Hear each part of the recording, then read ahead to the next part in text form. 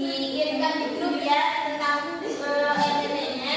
Kemudian tujuan pembelajaran yang pertama itu kita mengidentifikasi profil dari Nabi Sulaiman alaihissalam dengan tepat sebagai wujud meyakini kebenaran kisah Nabi Sulaiman. Yang kedua, kita bisa membiasakan sikap rendah hati, lemah lembut dan taat kepada Allah. Yang ketiga, menelaah kisah Nabi Sulaiman dengan tepat, menganalisis contoh keteladanan, dan yang terakhir membuat cerita pendek.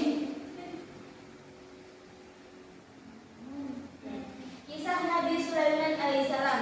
Nah, ada yang tahu nggak ciri-ciri dari Nabi Sulaiman, keistimewaannya itu apa Nabi Sulaiman?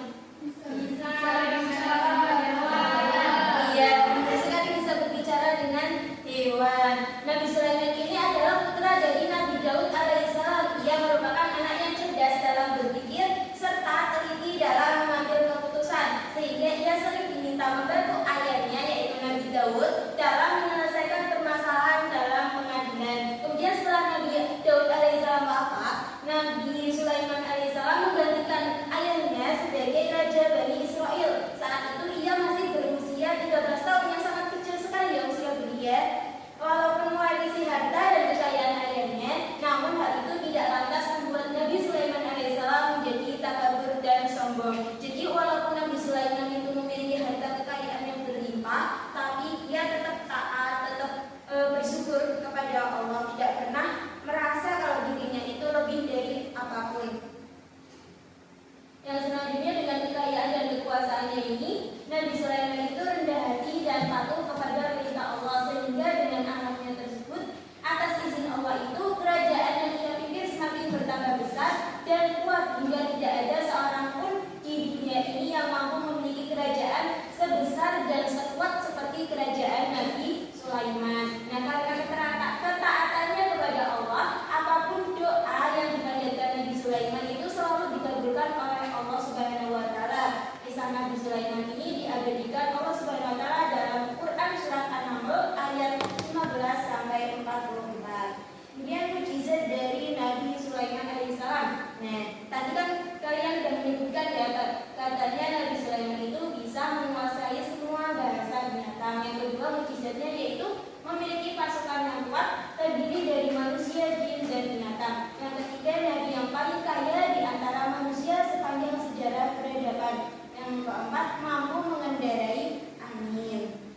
Kemudian ada keteladanan dari Nabi Sulaiman alaihissalam yang dapat kita terapkan dalam kehidupan sehari-hari kita, yaitu kita bisa selalu bersyukur rendah hati atas segala kelebihan yang dimiliki, baik itu berupa kemampuan maupun harta yang kita miliki gitu. Kemudian keteladanan selanjutnya selalu bersyukur kepada Allah Subhanahu wa taala atas nikmat yang telah Allah Subhanahu wa taala itu berikan kepada kita, berupa nikmat kesehatan, nikmat iman, itu kan harus kita syukuri. Selanjutnya ada selalu taat kepada perintah Allah Subhanahu wa taala sebagai wujud rasa syukur kepada Allah Subhanahu wa taala. Jadi kita taat kepada Allah itu bisa berupa menjalankan segala perintahnya dan menjauhi apa? Larangannya. Ya. Kemudian yang selanjutnya rasa malu kepada Allah. Jadi kita itu manusia yang diciptakan dari tanah.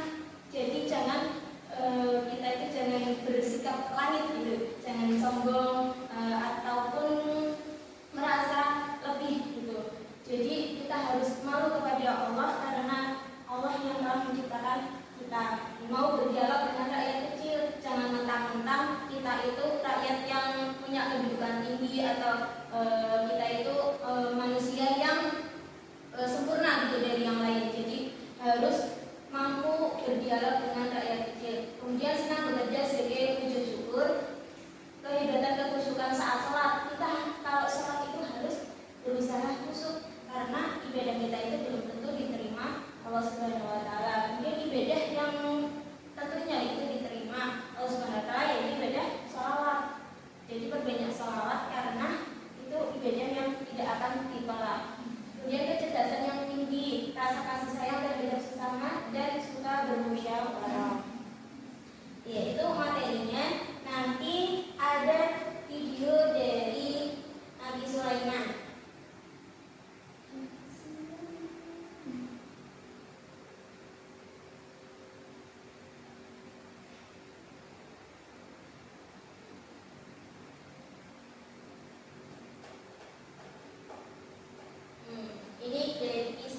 Nabi Sulaiman. Nanti linknya ibu kirimkan di grup aja ya, kalian bisa menontonnya di rumah gitu ya.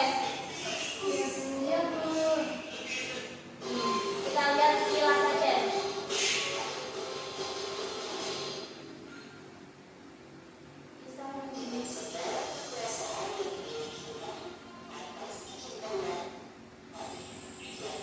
Ada hewan, manusia itu menjadi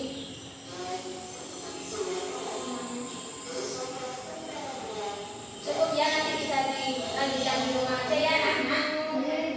Ya, karena tadi ibu sudah sedikit menjelaskan, kalian akan berdiskusi. Ibu bagi kelompok menjadi 3. Kelompok-kelompoknya bisa maju memilih amplop yang diinginkan. Dibagi menjadi 3. 1, 2, 3. As 2, 2.